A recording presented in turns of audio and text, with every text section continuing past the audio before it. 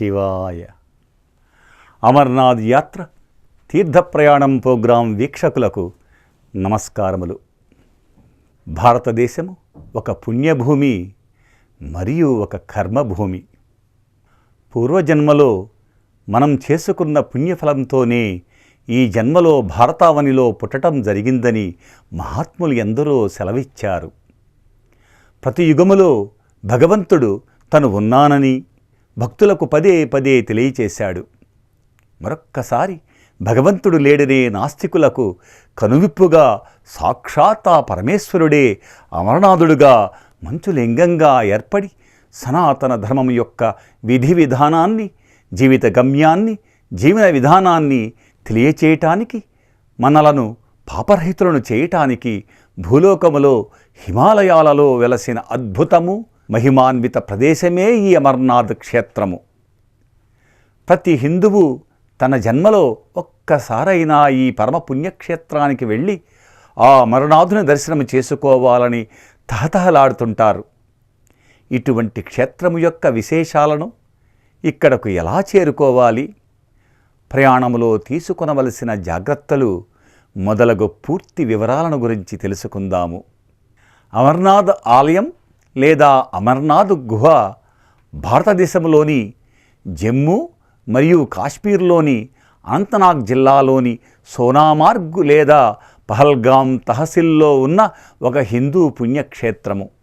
ఇది ఉత్తరాన విస్తరించి ఉన్న హిమాలయాలలో సముద్ర మట్టానికి 12,756 అడుగుల ఎత్తు, జిల్లా కేంద్రమైన అనంతనాగ్ నగరానికి 168 కిలోమీటర్లు, జమ్మూ మరియు కాశ్మీర్ వేసవి రాజధాని శ్రీనగర్ నుండి 141 కిలోమీటర్ల దూరంలో ఉన్న ఒక గుహ. సింధు లోయలో ఉన్న ఈ గుహ చుట్టూ హిమానీ నదాలు, మంచు పర్వతాలు ఉన్నాయి. మరియు వేసవిలో కొద్ది కాలం పాటు యాత్రికులకు తెరిచి ఉన్న సమయములో తప్ప సంవత్సరములో ఎక్కువ భాగం మంచుతో కప్పబడి ఉంటుంది. సంవత్సర మొత్తములో ఈ తీర్థయాత్ర 20 నుంచి 60 రోజుల మధ్య ఉంటుంది. శ్రీ అమర్నాథ్జీ శ్రైన్ బోర్డు వారు ఈ యాత్రకు సంబంధించిన విధి విధానాలను సూచిస్తారు. వివరాలను బోర్డు వారి వెబ్సైట్ ద్వారా చూడవచ్చును. వారి సూచనల ప్రకారము ఈ సంవత్సరము ఈ యాత్ర 29/6/2024 నుండి ప్రారంభమై 19/8/2024తో ముగుస్తుంది. అంటే సుమారు 52 రోజుల పాటు సాగుతుందన్నమాట. ఈ యాత్రను చెయ్యటానికి చేయవలసిన వాటిని గురించి ముందుగా తెలుసుకుందాము. బోర్డు వారి వెబ్సైట్లోకి వెళ్ళి హోమ్ పేజీలోనే రిజిస్ట్రేషన్ ఫామును డౌన్లోడ్ చేసుకొని ప్రింటౌట్ తీసుకోండి. ఇందులో 2 ఫామ్స్ ఉంటాయి. ఒకటి యాత్రా పర్మిట్ అప్లికేషన్ అయితే, రెండవది హెల్త్ సర్టిఫికేట్ ఫాము. అప్లికేషన్ ఫాములో మీ పర్సనల్ వివరాలతో పాటుగా ఫోటోను అందించవలసి ఉంటుంది. ఏ రూట్లో వెళుతున్నారో, అంటే బల్తా నుండి లేదా పహల్గావ్ చందన్వాడి నుండా అనేది ముందుగానే ఇక్కడ మెన్షన్ చేయాలి. తప్పనిసరిగా ఆ రూట్లోనే వెళ్ళాలి. తిరిగి వచ్చేటప్పుడు ఏ రూట్లోనైనా రావచ్చును. అయితే ఈ కాలమును రిజిస్ట్రేషన్కు వెళ్ళినప్పుడు అక్కడ లభించిన డేట్స్ను బట్టి ఫిల్ చేయండి. ఈ యాత్ర చేసేటప్పుడు చనిపోతే 3 లక్షల రూపాయల వరకు ఇన్సూరెన్స్ ఉంటుంది.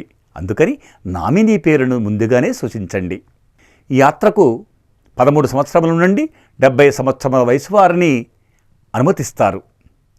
హెల్త్ సర్టిఫికేట్స్ను ఎలా తీసుకోవాలి అనేది ఇప్పుడు తెలుసుకుందాము.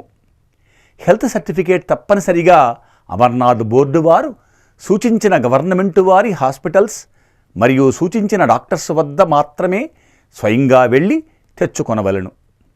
ఆంధ్రప్రదేశ్లో అయితే 21 గవర్నమెంట్ వారి హాస్పిటల్స్ మరియు తెలంగాణలో అయితే ఉస్మానియా మరియు గాంధీ హాస్పిటల్స్తో సహా 12 గవర్నమెంట్ వారి హాస్పిటల్స్ను ఇవ్వడం జరిగింది. ఈ వివరాలను క్రింద డిస్క్రిప్షన్లో ఇస్తున్నాను, చూసుకోండి. ఇప్పుడు యాత్రా రిజిస్ట్రేషన్ ఎలా చేసుకోవాలో చూద్దాము. ఆంధ్రప్రదేశ్, తెలంగాణ నుండి వచ్చేవారు హెల్త్ సర్టిఫికెట్స్ను తమతో తీసుకుని వెళ్ళి మరియు సూచించిన బ్యాంకులలో తమ పేర్లను యాత్రకు రిజిస్ట్రేషన్ చేయించుకోవాలి. ఆఫ్లైన్లో Punjab national bank, Jammu Kashmir bank లేదా స్టేట్ బ్యాంక్ ఆఫ్ ఇండియా బ్యాంకులలో తప్పనిసరిగా 200 రూపాయల రుసుము చెల్లించి రిజిస్టర్ అయినట్టుగా 3 కాపీలను తెచ్చుకోవాలి. తెలుగు రాష్ట్రాలలో ఏ బ్యాంకుల్లో రిజిస్ట్రేషన్ చేసుకోవాలి మొదలగు వివరాలను కింద డిస్క్రిప్షన్లో ఇస్తున్నాను, చూసుకోండి. అమర్నాథ్ యాత్రలో నడక ప్రయాణం చేయలేని వారు హెలికాప్టర్ ద్వారా ప్రయాణం చేయవచ్చును. హెలికాప్టర్లో వెళ్ళటానికి 2 రూట్స్ ఉన్నాయి. ఒకటి నీల్గిరిద్ బల్తాల్ నుండి పంచతరణి వరకు. టిక్కెట్ ఒకటికి రానుపోను 6,500 రూపాయలు.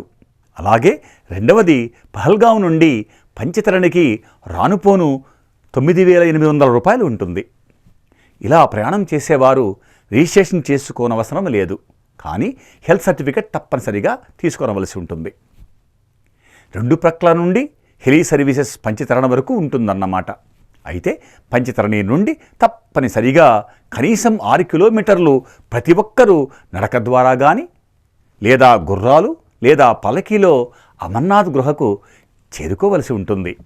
ఈ ఒక్క యాత్రలోనే హెలి సర్వీసెస్ అమర్నాథ్ గుహ దగ్గర వరకు లేకపోవటానికి కారణం వాతావరణం యొక్క వేడికి మంచులింగం కరిగిపోతుందనేది కారణంగా చెబుతారు. ఈ టికెట్లను అమర్నాథ్ శ్రైన్ బోర్డు వెబ్సైట్లో బుక్ చేసుకోండి. అలాగే శ్రీనగర్ ఎయిర్పోర్ట్ నుండి అమర్నాథ్ యాత్రకు పంచతరణి వరకు రానుపోను హెలి సర్వీసెస్ అందుబాటులో ఉన్నాయి. అమర్నాథ్ తీర్థయాత్ర చేసేవారు తీసుకొనవలసిన జాగ్రత్తలు ఇప్పుడు తెలుసుకుందాము. కనీసం 2 నెలల ముందు నుండి రోజు 4-5 కిలోమీటర్లు నడకతో పాటుగా వ్యాయామం చేయండి. అలాగే బ్రీతింగ్ ఎక్సర్సైజెస్, ప్రాణాయామం చేయండి. ఎందుకంటే అమర్నాథ్ సముద్ర మట్టానికి 12,756 అడుగులు ఎత్తులో ఉండటం వలన ఆక్సిజన్ సరిగా అందకపోవచ్చును. విపరీతమైన చలిగాలులు ఉంటాయి కాబట్టి ఉన్నికోటును, హ్యాండ్ గ్లౌజెస్, తలకు ఉలెన్ క్యాప్, కాళ్లకు ఉలెన్ సాక్సు, బూట్లను, ఒక రైన్ కోట్ను, ముద్ద కర్పూరమును, డ్రై ఫ్రూట్స్, వ్యాజలైను, కోల్డ్ క్రీమును, సన్ క్రీమ్ లోషన్స్ను తప్పకుండా మీతో పాటు తీసుకుని వెళ్ళండి. ముందుగా మన తెలుగు రాష్ట్రాల నుండి ట్రైన్లో అయితే జమ్మూ తావి లేదా ఢిల్లీ చేరుకొని అక్కడ నుండి జమ్మూ తావి చేరుకొనవచ్చును. విమానంలో అయితే శ్రీనగర్ లేదా కాశ్మీర్ చేరుకోండి. జమ్మూ లేదా శ్రీనగర్ నుండి పహల్గావ్ లేదా బాల్తాల్ వెళ్లేందుకు ప్రభుత్వ, ప్రైవేటు బస్సులు, టాక్సీలు అందుబాటులో ఉంటాయి. ముందుగా పహల్గావ్ రూటులో అమర్నాథ్ ఎలా చేరుకోవాలో చూద్దాము. జమ్మూ నుండి పహల్గావ్ 240 కిలోమీటర్ల దూరము. అలాగే శ్రీనగర్ నుండి పహల్గావ్ 100 కిలోమీటర్ల దూరంలో ఉంటుంది. పహల్గావ్ చేరిన తరువాత ఇక్కడ బేస్ క్యాంప్ చెక్కింగ్ అయిన తర్వాత బిఎస్ఎన్ఎల్ యాత్రా సిమ్ ఒకటి తీసుకోండి. ఎందుకంటే తరువాత యాత్రలో ఈ ఒక్క సిమ్మే పనిచేస్తుంది. ఇచ్చట రిజిస్ట్రేషన్ సర్టిఫికెట్లోని 3 కాపీలలో ఒక కాపీని తీసుకొని మీకు సిమ్ ఇవ్వడం జరుగుతుంది. పహల్గావ్లో స్టే చేయడానికి టెంట్స్, హోటల్స్ అందుబాటులో ఉంటాయి. ఇక్కడ నుండి తిరిగి చేరుకునే వరకు ప్రతి చోట ఫుడ్ ఫ్రీగా లభిస్తుంది. ఇక మొదటి రోజు ఉదయమే పహల్గావ్ నుండి మినీ బస్ లేదా షేర్డ్ వెహికల్స్లో 15 కిలోమీటర్ల దూరంలో ఉన్న చందన్వాడి చేరుకుంటారు భక్తులు. ఇక్కడ నుండి నడక మార్గము లేదా ట్రెక్కింగ్ ప్రారంభమవుతుంది. చందన్వాడి నుండి 10 కిలోమీటర్ల దూరంలోనున్న శేష్నాగ్ చేరుకొని రాత్రికి అక్కడ టెంట్స్లో బస చేస్తాము. రెండవ రోజు శేష్నాగ్ నుండి 15 కిలోమీటర్లు ప్రయాణించి పంచతరణి చేరుకొని రాత్రికి అక్కడ బస చేస్తాము. మూడవ రోజు పంచతరణి నుండి నడుచుకుంటూ 6 కిలోమీటర్ల దూరంలోనున్న అమర్నాథ్ గుహ చేరతాము. ఇప్పుడు బాల్తా రూట్లో ఎలా వెళ్ళాలి అనే విషయాన్ని తెలుసుకుందాము. జమ్మూ లేదా కాశ్మీర్ నుండి బస్సులో లేదా ప్రైవేట్ ట్యాక్సీలో బాల్తాకు చేరుకొని అక్కడ రాత్రి స్టే చేయండి. జమ్మూ నుండి బాల్తాకు 100 కిలోమీటర్లు, అలాగే శ్రీనగర్ నుండి బాల్తాలకు 95 కిలోమీటర్లు. తర్వాత రోజు దోమల్ పోస్ట్ వరకు 2 కిలోమీటర్లు మినీ బస్సులో వెళ్ళండి. అక్కడ నుండి 12 కిలోమీటర్లు ట్రెక్కింగ్ చేస్తూ సాయంత్రానికి అమర్నాథ్ గృహ చేరుకొని అక్కడ రాత్రి స్టే చేయండి. మరుసటి ఉదయమే అమర్నాథ్ గృహను చేరుకుంటారు భక్తులు. కొన్ని భద్రతా సమస్యల కారణంగా ఈ మార్గములో గుర్రాల రవాణా సదుపాయం లేదు మరియు పవిత్ర గుహను చేరుకోవటానికి నడక ద్వారా లేదా పల్లకిల ద్వారా మాత్రమే వెళ్ళటానికి అవకాశం ఉంది. ఈ మార్గము వాలు కొంచెం నిటారుగా ఉండటం వలన నడక మార్గము కొంచెం కష్టతరము. దానివలన ఆరోగ్య సమస్యలు తలెత్తుతాయి. అయితే గుహ నుండి తిరిగి రావటానికి ఇది ఉత్తమమైన మార్గము. అలా అమర్నాథ్ గృహను చేరుకొని మంచులింగంగా కొలువై ఉన్న ఆ పరమేశ్వరుని చూడగానే అప్పటి వరకు పొందిన శ్రమను మర్చిపోతారు భక్తులు.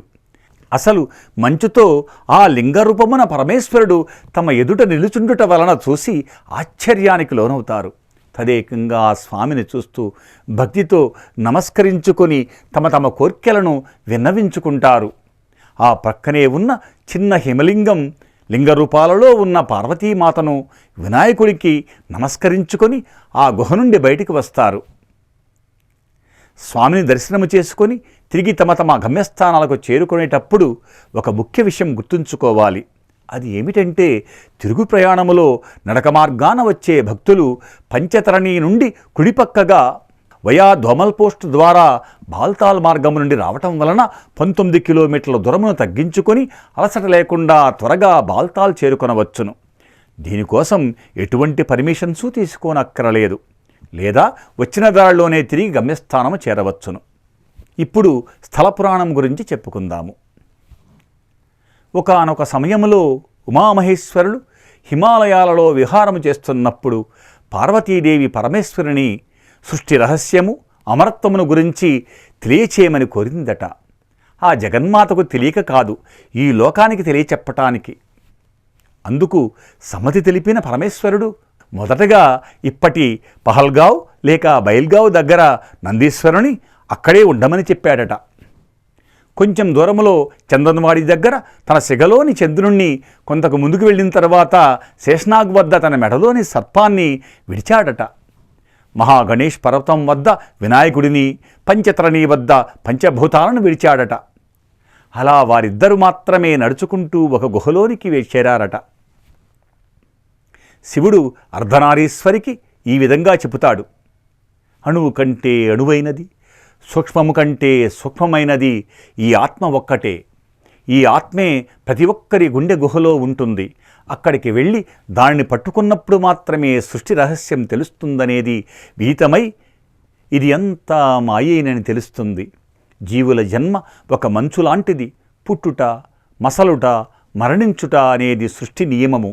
అందుకే సాక్షాత్తు మహేశ్వరుడు ఇచ్చట గుహలో మంచులింగంగా వెలసి, అంటే పుట్టి పెరుగుతూ మళ్ళా తరుగుతూ చివరకు మాయమై తిరిగి జన్మించటమనే సృష్టి రహస్యాన్ని లోకానికి విదితం చేశాడని శాస్త్రాలు చెబుతున్నాయి. ఈ సృష్టి రహస్యాన్ని మాతకు చెబుతున్నప్పుడు 2 పావురాలు విన్నాయని, అవి ఇప్పటికీ చిరంజీవులులా ఆ గృహ చుట్టూ తిరుగుతాయని చెబుతారు. కొందరు వాటిని చూశామని చెబుతారు. ఈ 2 పావురాలను ఒకటి చావు అయితే రెండోది పుట్టుకగా వర్ణిస్తారు కొందరు మహాపురుషులు. అందుకే లోకేశ్వరుడు మంచు రూపముగా శివలింగ రూపములో అగుపించే సమయాన ఆ పరమేశ్వరుని దర్శించుకొనడానికి భక్తులు తండోపతండాలుగా ఈ యాత్రను చేపడతారు. చాలా కాలం క్రితం కాశ్మీర్ లోయ నీటి అడుగున ఉందని నమ్ముతారు. కశ్యప్ మహర్షి ఈ నీటినంతటినీ వేరువేరు మార్గముల ద్వారా నదులుగా ప్రవహింపచేశాడని తెలియవస్తున్నది. పురాణాల ప్రకారం భృగు మహర్షి అమర్నాథుని కనుగొని శివుని దర్శనం చేసుకున్న మొదటి వ్యక్తి. వీరి ద్వారా ఈ అమర్నాథ్ గుహ యొక్క ప్రశస్తమును గురించి లోకమునకు తెలిసిందని తెలియవస్తున్నది. మందిరములో ఉన్న శివలింగము స్వయంభూలింగము. లింగము 17,014 అడుగుల శిఖరాన్ని కలిగి ఉన్న అమర్నాథ్ పర్వతంపై 12,756 అడుగుల ఎత్తులో 130 అడుగుల పొడవైన గుహలోపల సహజమైన స్టాలగ్మైట్ నిర్మాణము.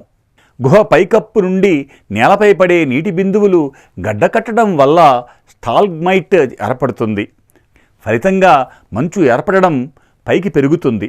ఇక్కడ శివుని భౌతిక స్వరూపమైన లింగంగా పరిగణించబడే స్టాలగ్మైట్లు ఘనగోపురం ఆకారాన్ని ఏర్పరుస్తాయి.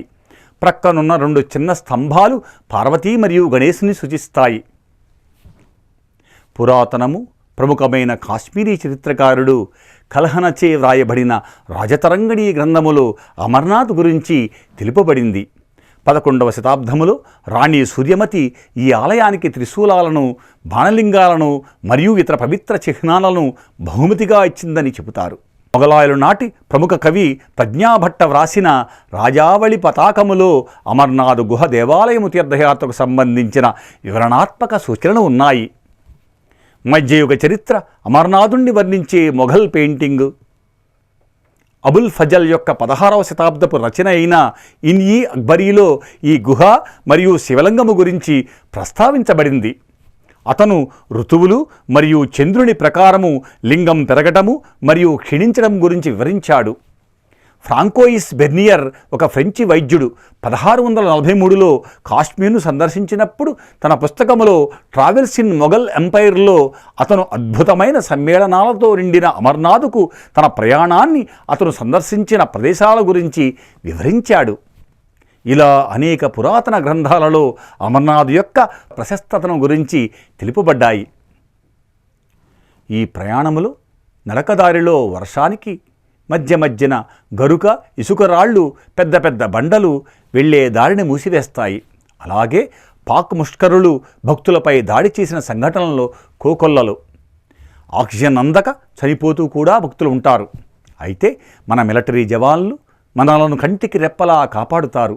ఈ యాత్రలో ఉచితంగా ఆహారం అందించేవారికి, మన సైనికులకు ఎంత కృతజ్ఞతలు చెప్పినా తక్కువే. ఇటీవల భారత ప్రభుత్వము సొరంగ మార్గము ద్వారా పంచతరణికి రవాణా సదుపాయం కల్పించే ప్రాజెక్టును మొదలుపెట్టారు. ఇది 2029కి పూర్తి అయితే అమర్నాథ్ గుహను చేరుకొనడానికి చాలా తక్కువ సమయంలో సురక్షితంగా అమర్నాథ్ చేరుకొనవచ్చును. ఇంత క్లిష్టతర యాత్ర భగవంతుని భక్తి ముందు అణువుతో సమానమే. ఆ పరమేశ్వరుడు భక్తికి సులభముగా వసుడై వారి కోర్కెలను తీరుస్తాడనేది శాస్త్రలిఖితము. ఈ భక్తితోనే ప్రతి సంవత్సరము భక్తుల రాక పెరుగుతూ వస్తుంది. సాక్షాత్తు పరమేశ్వరుడే మంచులింగ రూపమున వెలసి సృష్టి రహస్యాన్ని తెలియచేసిన మహమాన్వితము పరమ పావనమైన అమర్నాథ్ గుహయాత్ర విశేషాల సంపూర్ణ సమాహారమును గురించి తెలుసుకున్నాము. ఆ అమర్నాథుని పార్వతీమాతల కటాక్ష వీక్షణాలు మీపై ప్రసరించాలని కోరుకుంటున్నాను. మరి ఒక ప్రముఖ పుణ్యక్షేత్ర విశేషాలతో మీ ముందుకు వస్తాను. అంతవరకు సెలవు. నమస్కారం. రియల్ ఫిక్ డివోషనల్ ప్రోగ్రామును చూస్తున్న ప్రతి ఒక్కరకు ధన్యవాదములు. మీ సూచనలను, సలహాలను దిగువ కామెంట్ బాక్స్ ద్వారా తెలియచేయగలరు. మరిన్ని తీర్థ ప్రయాణాల సమాచారం కోసం మా ఛానల్ను సబ్స్క్రైబ్ చేయండి.